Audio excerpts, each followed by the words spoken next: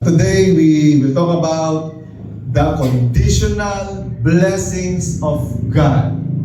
Totoo po yung narinig nyo. May mga blessings si Lord na may condition. The conditional blessings of God. Let us all stand and let us read the word of the Lord. Grabe, announcement pa lang, 8 minutes na.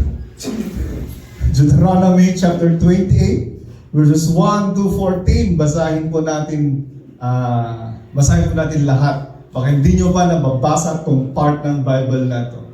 Sabi niya, let us read it all together. Now, if you faithfully obey the Lord your God and are careful to follow all His commands I am giving you today, the Lord your God will put you far above all the nations of the earth. All these blessings will come and overtake you because you obey the Lord your God. You will be blessed in the city and blessed in the country.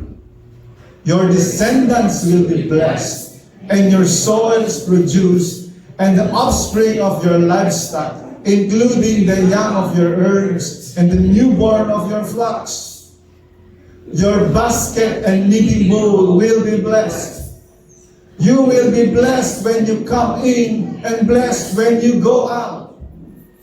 The Lord will cause the enemies who rise up against you to be defeated before you. They will march out against you from one direction, but flee from you in 7 directions. The Lord will grant you a blessing on your storehouses and on everything you do. He will bless you in the land the Lord your God is giving you. The Lord will establish you as His holy people, as He swore to you, if you obey the commands of the Lord your God and walk in His ways. Then all the peoples of the earth will see that you are called by the Lord's name, and they will stand in awe of you. The Lord will make you prosper abundantly with children, the offspring of your livestock, and your soils produce in the land the Lord swore to your fathers to give you. The Lord will open for you His abundant storehouse, the sky, to give your land rain in its season, and to bless all the work of your hands. You will lend to many nations, but you will not borrow. The Lord will make you the head and not the tail. You will only move upward and never downward if you listen to the Lord your God's commands I am giving you today and are careful to follow them. Do not turn aside to the right or the left from all the things I am commanding you today, and do not go after other gods to worship them. And may the Lord add blessings to His words. Ang tugaw tayo amin kakapsan.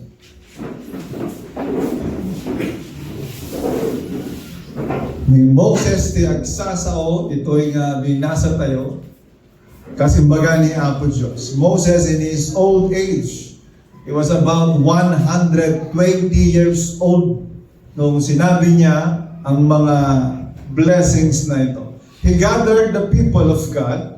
At sabi niya, before they would enter the promised land, He gathered them and He presented to them the blessings of obedience.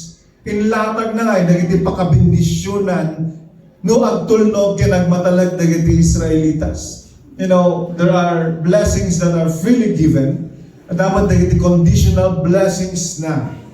You know, the preposition if denotes condition. No kunam nga if, may condition yan.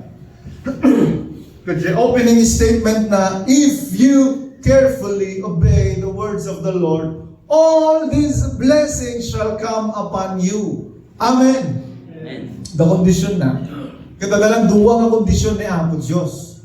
Ada duwa nga imbaga nga kondisyon ni Apo Diyos in order for us to really marikna tayo dagiti nga bendisyon.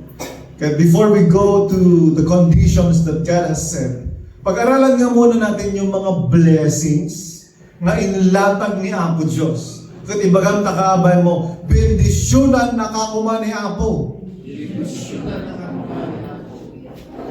It is really my prayer that the Lord will bless us. Tani Apo Diyos is a blessing giver. Contrary yung mga pinaportray ng mga iba, that God is an angry God. Biro ka lang ni Apo Diyos ni pagkamalyang. No. God is a good, loving, merciful, gracious God. And He delights in blessing His children. Katulad ng isang tatay na natutuwa pag binilahan mo ng laruan yung anak mo. Diba? Parang ganun. Because God is a Father. He desires to bless His children. Pag-aralan nga natin yung mga blessing ng Diyos. Sa verse 1 and 2, sabi niya dyan, na I will set you above. Sabi niya, if you faithfully obey the Lord your God and are careful to follow all His commands I am giving you today, the Lord your God will put you far above all the nations of the earth. The verse 2, all these blessings will come and grabe overtake you. O overtaken ka na Noel kahit ang takbo mo ay 100 kilometers. Huwag ka papatakbo lang gano'n. Hanggang 60 ka lang muna. Kahit mabilis ang takbo, it will overtake you. Kamating na katibindisyon niya mo. May mo dito yan. Kasapag lang mo diyo. Parang ayaw nyo. Parang ayaw yung ang kamating na katibindisyon niya po Diyos. Bagang takabay mo kamating na katibindisyon. The blessing of the Lord will overtake you because you obey the Lord your God. Anong sinasabi niyan?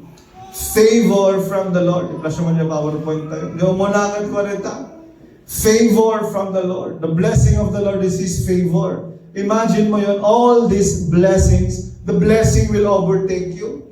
Kaya the blessing of God will attract divine favor. May divine favor sa'yo. May blessing ang Diyos para sa'yo. God will put you far above everyone. Napakalaking favor yan. Amen. Yung verse 3, sabi niyan, the King James itifil tinusar na. You will be blessed in the city, and blessed shall thou be in the field.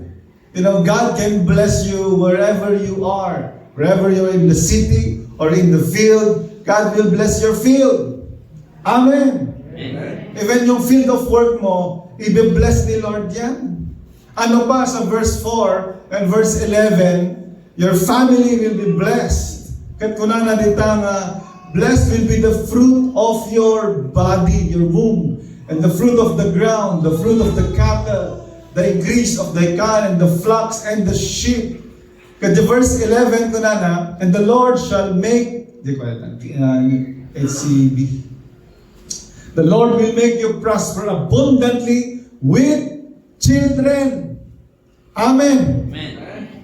Your family will be blessed. Pakisabi sa katabi, your family will be blessed. Family will be blessed. There's blessing on the fruit of the womb. Oray ijay future generation tayo kat i-bless ni Apo Diyos. Maganda sa blessings ni Lord. Hindi lang ikaw, pati yung generation after you will be blessed. May kaupakat fruitfulness. Sa verse 4 and verse 11, fruitfulness. Fruitful, maging fruitful yung mga tinanim natin. Maging fruitful yung mga alaga natin. Grabe yung blessing ni Lord. Kung nag-aaralan ito kagabi, dinetail niya. Mayroong tangible na makikita mo yung blessing ni Lord. He will bless your crops. He will bless your livestock. Bendition, amen. Kaya bagatakaban mo manan, bendisyonan na kanya Apo. Maulit-ulit-ulitat nga ibaga nito, ipaulit-ulit ko nga ibaga, kasi minsan, parang na-bombard tayo with the thought that God will not bless us. Nagapunta na nagkamalyang at handa ka nga i-bless ni Apo Joseph. Han, i-bless na tayo ni Apo. We say this every time until it becomes part of our lives, part of our subconscious mind. Na kahit natutulog ka, sinasabi ng subconscious mo, i-bless ka ni Lord. Di ba? Mahirap kasi, dalawa kasi yan. It's either you are meditating on the blessings of the Lord or the curses of the Lord. Mas maganda na lang ng blessing. ang masabi natin at ma-meditate natin.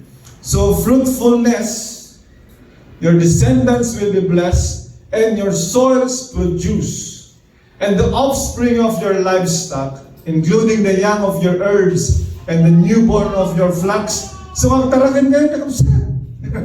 Nagyawan tarakan na rin ang tarakan kayo, tabindisyon na niya ako. Ang mula tayo, tabindisyon na niya ako. Yan, tabindisyon na mo tarakan mo. Yan, iti papabungangan na mo mulam. So, ang tarakan tayo, idolo na kami yung panahon, isuda ito the main source of living nila. Yung mga cattle, yung mga herbs nila, yung mga grapes nila, that is really their main source of income. Kaya yun ang ginamit niya. So, pwede mo rin i-convert yan, hindi lang sa fruitfulness. Fruitfulness also in my job, fruitfulness in my undertakings of my hand. Bendisyonan niya po, Diyos, ti aramid ng ti imam, hala nga sinuswitik. Diba? Sinuswitik, bendisyonan ka na niya po, Diyos, loko. Diba? Gawan ko nga ito ng masama. Hindi naman gano'n ang sinasabi niya. Ano pa? Yung mga blessing ni Lord. Adamakan. Magamtakaban mo. Adamakan. Sa verse 5, adamakan, sabi niya, God will supply your kneading bowls. Your basket and kneading bowl will be blessed. Amen. That's their bread. That's their flour. That's their food. Pati makan, pakialaman ni Apo Diyos, bendisyonan ni Apo Diyos, iti kitchen tayo, and there will be abundant food. Amen. Lumok-mok ti amen, nakasto yan. Sabi nila sa bahay, yung word na faith daw, ang ibig daw sabihin nun, faith available in the house. So, yung food available in the house. Yung ibig sabihin ng faith. So, blessing, kasama yung food. Doon sa Sabado, kamsat, umay kayo, hangkay mamigat. Tanda, mabusog tayo. There will be food. Blessing mo lang na Apo Diyos Rita. May kainam, kahit oray di mapanantisaka tayo, i-bless ni Lord. Sa verse 6, sabi niya, God will bless your coming in, and He will bless when you go out. Every time you enter your house, you will be blessed. Every time you go out from your house, you will be blessed. Amen. Sa nagrigan nga amen lang, negative blessings niya. Basta imposible na dumating. Bendisyonan nga tayo. Nung kita ang basahan dito, ni Apo Diyos pinangisurat dito, God will bless our coming in and going out. God will order our steps. Amen. Amen. Yan sinabi ni Lord, He orders the steps of the righteous. Micah 7, ano ulit ito pero mabitan. Freedom from enemies. Sino po may mga kaaway dito? O baka ikaw naman ang nangaaway. Freedom from enemies. Sabi sa verse 7, they will come to you in one direction, but they will go out in 7 directions. Ang tatalangkyaw da, ang tataray da, saan na masarsara ka na, di pa pananda. The Lord will cause the enemies who rise up against you to be defeated before you. They will march out against you from one direction, but flee from you in 7 directions. Ilang beses nang pinatunayan ni Lord ito, specifically sa nation of Israel. No, dahil ito history natin Israel, lahat ng surrounding enemies, they are kontrabida natin Israel. Imagine mo yung mga superpowers, they would ally themselves to defeat Israel. Bakit hanggang ngayon, hindi nila maparmak-parmak ang Israel? Bakit kaya? They're not able to defeat the small country of Israel. Compare mo ang Israel to Iran. Israel pa ang nambobomba sa Iran. Nagmamakaawa pa ang Iran sa kanila to stop the fighting. Grabe. Grabe yung covenant promise ni Lord that God would defeat the enemies who would rise against them. Kasamot kada tayo, God brings divine protection. Kadagiti anak na. Amen. Nuta kalaban mo, Hayaan mo lang, ipasa Diyos mo na lang. Kung may intentionally na nang-aaway sa'yo, maganda yung prayer na, Lord, ikaw na ang bahala sa kanya. Na-pray niyo na po ba yun? Munuti kararang mo ko, kimatimon nga dagos apo. Talaga natagsan nga dagos, hindi ba nga? Ganyan sabihin mo lang muna, Lord, ikaw na po ang bahala sa kanya. Wala na akong ginagawang masama sa kanya. Bakit ganyan ang paninira niya sa akin? Basta Diyos mo, tignan mo, si Lord ang bahala. Number 8, there will be fullness. The verse 8, verse 11, verse 12, your storehouses will be blessed. The heaven will be open for you. There will be abundance in everything that you do. Amen. The Lord will grant you a blessing on your storehouses. There will be fullness. Number 9, gusto natin lahat to. Financial increase. Amen. Oh, financial increase. Anong sabi sa verse 12? Baka ano kami nga, meditate na ito eh. The Lord will open for you His abundant storehouses, the sky to give you the land rain in its season and bless all the work of your hands. Masaan yan? You will lend to many nations, but sino ang tinatanong? Mabaybayanan ng pastor. Mabaybayanan na. You will lend to many nations, but you will not borrow. Anong sinasabi niyan? Financial increase, financial stability. God will place you in a position where you are the one who is lending. Hindi yung ikaw ang kawawa na nagbaborrow. It's really my prayer that God will bless HCIM. Ano ba yan? Balik tayo ang 5-6. Hindi naman ganon yung sinasabi ko. But we will be in a position nga haan nga datayo jay umutang, nga datayo jay agda ka ba ulan na nga mangted, agpautang. Amen. Mas maganda pong standing yon. Yung ikaw, meron kang, you are in the position to give and to lend. Pati yun, sinabi ni Lord. Prosperity in the works of our hands. Stop, no? There will be financial increase. Mag-isa na polo. At last, dahil ti kararang nilulok kada kami, namang mga kusudad at eksapang ang karkararang. Apo Diyos, aramidam na kita ang pokok nga ulo, at saan na ko mga balin nga ipos. Palay ng misuda di espilaan dat, ang balin na nga prosono, kung na. Grabe yung lolo ko ngayon. Pag nagtipre, naririnig ka morning. Kasi yung kwarto niya, open lang yun. Yung kwarto namin nun, open lang.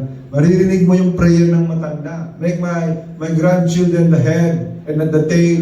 Make them lead and not only to follow. Yung sabi dyan sa verse 13, the Lord will make you the head and not the tail. You will only move upward and never downward if you listen to the Lord your God's command I'm giving you today. So, the blessing of the Lord positions us for leadership, for influence, and also for authority. Bagaman takabay mo, I pray that you will be first. No, ang pilit natin may promote. Sikat yung muna, mga dumay panunod na. Ito first nga kote, mayat aramin na nito. Mayat gargaraw na. Nakaka-overwhelm itong mga blessings ni Lord, di po ba? It's really overwhelming. I-flash mo man ulit yung 1 to 10. Basahan tayo man amin yung mga blessings ni Lord. Merong favor, He will bless our field, He will bless our families, He will cause us to be fruitful, He will bless us with food, He will bless our feet where we go, there will be freedom from enemies, there will be fullness, financial increase, and we will be first. Natalo yung 6-piece. 10F to. Grabe nakaka-overwhelm ng blessings ni Lord na mga sinabi niya dito. Ngam ada condition na. Ay condition. There are only 2 conditions of the Lord. No, shucks ka, hindi ako magpo-focus sa blessings. Magpo-focus ako sa blessing giver and to the conditions that God Himself set. Ano ba yung kondisyon na sinet ni Lord? Number 1, sabi niya, if you carefully obey the voice of the Lord. Condition number 1, obedience to God. Amen. Pagkasabi sa katabi, obedience to God. That's the condition of the Lord for His blessing. Obedience to the Lord. Yung original na text niyan, kat ko na nga, if you hearken, grabe naman yung word na hearken eh. If you hear, if you listen to the voice of the Lord, ngam jay hear nga magpagana nita, kat di Ilocano na kat do ipangag mo. Yung word nga ipangag, you listen with the intention to obey. Hindi lang basta dunggang, ipangag mo. So ang bangam takaabay mo, ipangag mo. Obey, you obey the words, the voice of the Lord.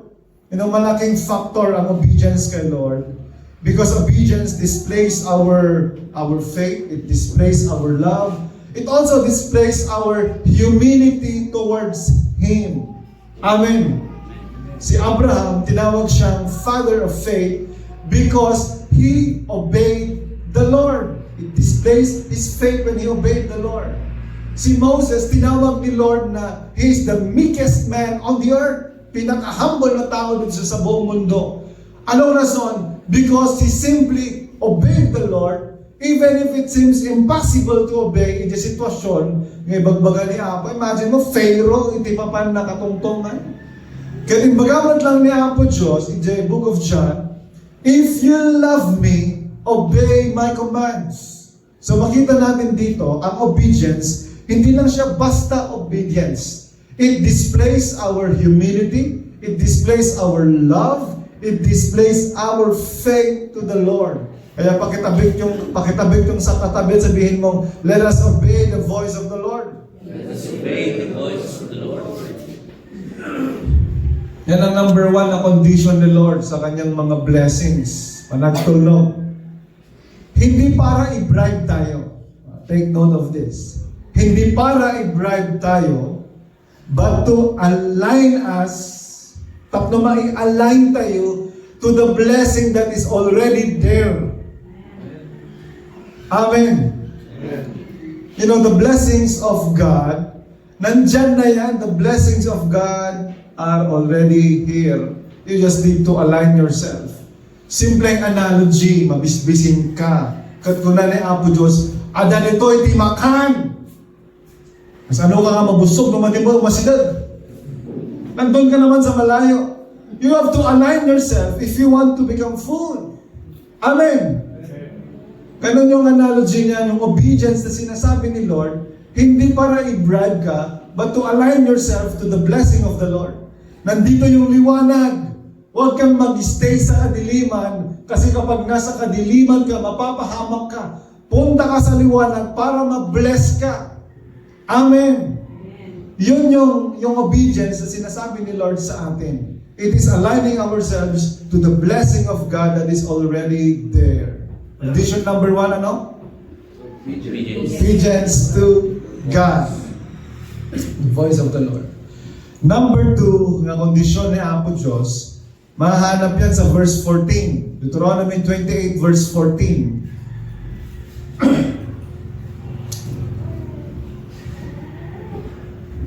Ang sabi niya, do not turn aside to the right or the left from all the things I am commanding you today, and do not go after other gods to worship them.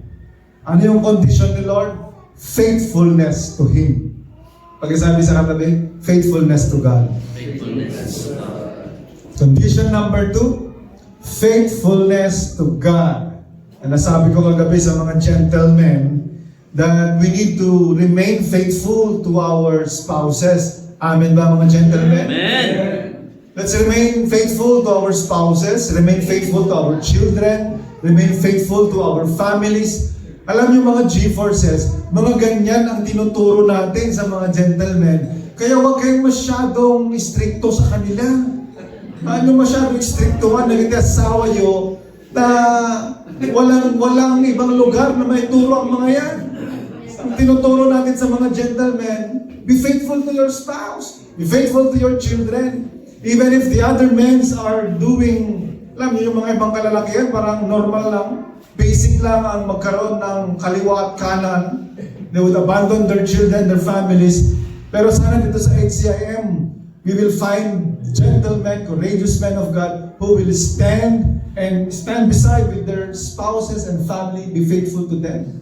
Amen. God, I'm proud kada iti gentleman ti HCIM, makita talaga na faithful da. Amen. Faithful da kada iti asawa da. Nagtutulnog da pa. May salang nga text ka. So, wala kami. Sana nga text ka, nagpakala nga na ako dyan. Sama lang ang text eh. Anyway, bakit naman ito? Faithfulness to God. Kaya, our gentlemen would only be faithful to their families if first they are faithful to God. Katulad din ng mga G-forces. Our G-forces, grabe kasi yung G-forces na. Hindi nila alam ng G-forces. WM, wala mo dahil nagtuma. Pangbakatan nga magiging faithful din kayo sa mga asawa nyo. First, if you are faithful to the Lord. Amen. Big deal kay Lord po ang faithfulness. Kaya dito una ay may kaduwang nga kondisyon niya po. Faithfulness to God, kung aralin natin yung 10 Commandments, that is His top 1 and 2. Ano yung top 1 and 2 commandment ni Lord? Thou shalt not make any other gods before me. That is commandment number 1. Commandment number 2, huwag kang gagawa. Do not carve any image or an idol or anything that is from heaven or on earth. Do not serve them, do not worship them. Yun yung top 1 and 2 ni Lord sa 10 Commandments. O ibig sabihin, seryoso talaga si Lord sa area na yan. And let us learn our lessons from the Israelites. Alam niyo yung mga Israelitas, the moment they turn away from the Lord, nagka-bohol-bohol, nagka-sirkos-sirkos ang buhay nila. Every time that the Israelites would turn their back from the Lord, ako ngay, gumulo itibiyag na, agbalinda at agabot sa baling nga nasyon. Kahit wag nating tularan ng mga Israelitas. Let us serve and be faithful to the Lord. Amen. Ano faithfulness ang hinahanap ni Lord sa buhay ng bawat isa sa atin. Pagkasabi sa katabi, God wants you to be faithful. God wants us to be faithful. Minsan, God would allow hardships and obstacles, sufferings, trials and testings to pass through us. Tapno matisting no faithful kamot lang, muna saan. Kasi pag hindi gagawin ni Lord yon, hindi niya makikita kung faithful ka ba o hindi. Kasi kung puro okay lahat, wala kang paghihirap, wala kang time na talaga medyo makuskusan ka man, hindi malalaman kung faithful ka ba o hindi talaga. But also, God sometimes would allow us to experience abundance. Para matest din yung heart mo, makita niya kung lalaki yung ulo mo. Pakitignan yung katabi kung lumalaki ang ulo. God will give you experience of abundance, prosperity. Kasi testing din ni Lord yan. Hindi lang yung poverty ang testing. Even prosperity is a test from the Lord. And kitkitaan na. Kitkitaan na no magiging faithful ka ba sa Kanya in abundance or in lack. But it's my prayer that we be faithful to the Lord. Amen. Huwag sana natin i-abandon si Lord pag walang-wala tayo. At huwag din sana natin kakalimutan si Lord pag meron at meron tayo. Amen. Pagkasabi sa katabi, huwag kakalimutan si Lord. Sa katunayan, sinabi ni Lord yan. Sinabi din ni Moses yan. Kunala, Deuteronomy 8, laglagay pa niyo, ti kasasaad yo. Tamangan no bumagnang kayo kat malipatan no ni Apo Diyos. Kat kunaran nyo ti bagbagiyo, nga bimaknang kami, gaputan nalalain kami. Grabe, inunahan ni Lord sila. The Lord will grant you a blessing out. Deuteronomy chapter 8, verse 17 to 18. Baka sabihin nyo na yumaman kayo because of your own strength. Basahin din natin sa Deuteronomy chapter 8, verse 17 to 18. Ano sabi dyan? You may say to yourself, "The power and my own ability have gained this wealth for me." But remember that the Lord our God gives you the power to gain wealth in order to confirm His covenant He swore to your fathers as it is today. Nakita yung ani Apo Diyos iti mangitan the ability to gain wealth. Ito verse 15 and 16 sa pagbagana. Ape, asino kaya tinampakan ka na kayo, iti disyerto. Ape, asino tinampapainom ka na kayo, iti disyerto nga awan ti danom. Palpalagip ni Moses talaga, nga masapol nga lagipon da ni Apo Diyos kat saan da nga malipatan. Diba Ezra? Oh, birthday nito no, 24. Kaya verse 19 ko na. The verse 19, if you will forget, no, malipatan nyo. Basahin po natin, may adabanta niya po dito. Nagbanta siya, sabi niya, if you ever forget the Lord your God, and go after other gods to worship and bow down to them, I testify against you today that you will perish. Yung King James, you will surely perish, sabi niya. So if you forget the Lord, you turn your back on Him, and you serve other gods, sabi ni Lord, you will surely perish. Ang maganda sa sinabi ni Moses, hindi lang niya sinabi yung blessings. Basahin niyo po from verse 15 to 68. Puro curses po yun. Hindi niya sinugarcoat yung pagpilihan. Ito yung mga blessing, to read yung mga curses. It's up to you to decide. It's up to you to follow the way of the Lord or the way of Balaam. Pero pakisabi ulit sa katabi, di ka agtaltalikod kiniapo. Big deal kay Lord yung faithfulness. Katulad din ng mag-asawa, big deal ang faithfulness sa bawat isa. Meron yung artista, napakabongga ang kasal. 7 weeks lang, nag-divorce na sila. Anong rason? May ibang babaeng lalaki. 7 weeks lang. Faithfulness is very important in the eyes of the Lord. Actually, hinalintulad niya ang turning your back to the Lord as adultery. Spiritual adultery if we turn away from the Lord and turn to other gods. Paulit-ulit tong faithfulness na to. Kasi from Genesis to Revelation, faithfulness talaga ang tinitest ni Lord sa bawat tao who would declare that he is a follower of God. Kitang-taman talaga man lang ang faithful ito. From Genesis to Revelations. Yung mga parables ni Jesus Christ, most of them has something to do with faithfulness. A parable of the talents, tignan ni Lord kung faithful ba ito mga to. Parable of the 10 virgins, tignan ni Lord kung faithful ba sila kahit na matagal dumating si Lord.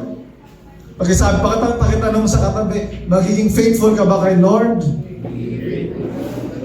Sa Revelation, yun ulit, the Lord will come to a faithful and pure bride. Kat simple lang ti kondisyon ni Apo Diyos. Huwag nating gawing komplikado ang ating buhay. Amen. Duwa lang ti kondisyon ni Apo Diyos. Ano yung dalawang conditions ni Lord? Obedience to God and faithfulness to God. You know, the blessings of God are not accidents. Hindi yan mga aksidente ng buhay. They are the results of obedience and faithfulness. You know, God does not and will not bless rebellion. God does not and will not bless compromise and disobedience. You cannot live a disobedient life and expect God to bless you. Nakatanda yun? Ako umansama ka ni Pastor. Hala ko, magbaga ng tigpay-paiso. Kasi oray ba't no, ibagbaga mga bendisyonan ng Apo, no madin mati agtol no, you live in a life of sin, ay kahit nakulbot ang umati bendisyon king ka. You know, the Lord will bless the people who will listen to His voice. And God will bless those people who will walk in His ways and remain faithful to Him. Uray no narigat, nadagsan, nabalor, narikot, no maminsan. Because faithfulness and obedience to God, it positions us under God's blessings. Nga oray hamo nga daw-dawatan nga bendisyonan na kaniya po Diyos. Kung faithful ka, pinagtulog ka, mabindisyonan ka na talaga. Kad no, bendisyonan na kaniya po Diyos, imagine mo yung 10F, kompleto, yung bendisyon ni Apo, even to your future generations, God will bless. Let us choose to obey and be faithful to the Lord. Amen. Kaya doon tayo tumakdar tayo ng